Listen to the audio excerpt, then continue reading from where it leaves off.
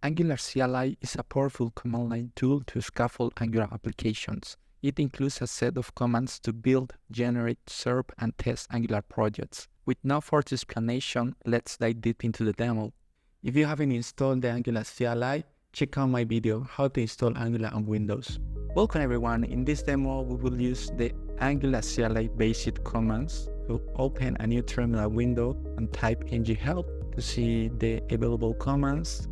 The first command to test is the ng-new that will create a new workspace and a new Angular application. Add the help flag to see which options we can configure when creating a new Angular application.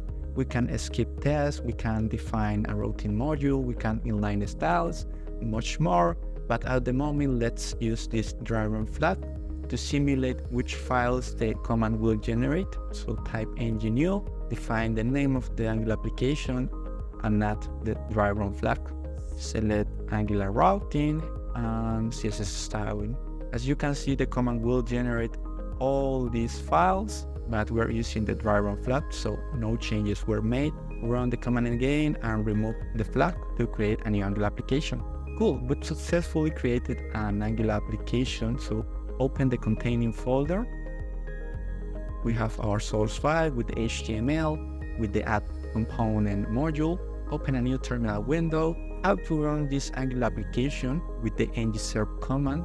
We can build and serve our application locally. Add the help flag to see the options. At the moment, I will use this O flag to open the URL automatically and define which port we want to use. So type ng-serve, add the O flag, and define the port. Cool, our application is running. So stop the application, clear the console. How to add new capabilities to our Angular application with the ng-add command. We can add external packages like Angular Material, Angular EWA. So for example, if we want to use Angular Material, just define the name of the package. So it will install all the npm dependencies. Select a theme, use custom global typography styles, enable animations. This command will update several files like the package.json file to add the material dependency. So far so good. Clear the console. If we want to search keywords from the official Angular documentation, we can use the ng-doc command and pass the keyword.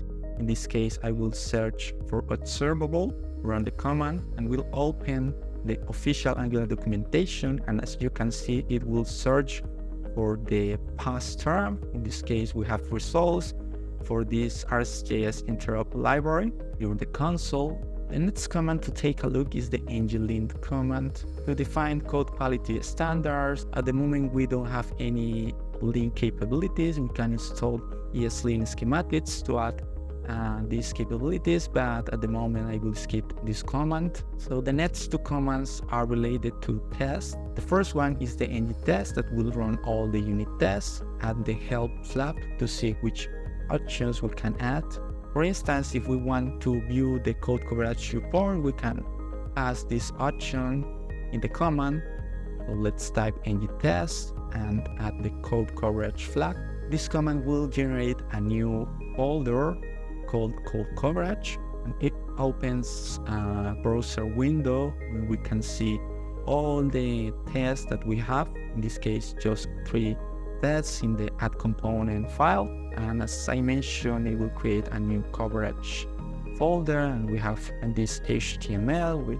We can see detailed information about the code coverage. It's a detailed code coverage report, and we have our coverage summary. The second test command is the end-to-end, ng-end-to-end, to run integration tests. And as you can see, we don't have any integration test capability. I will skip this command. And now here comes one of the most commonly used Angular CLI commands, that is the ng-generate.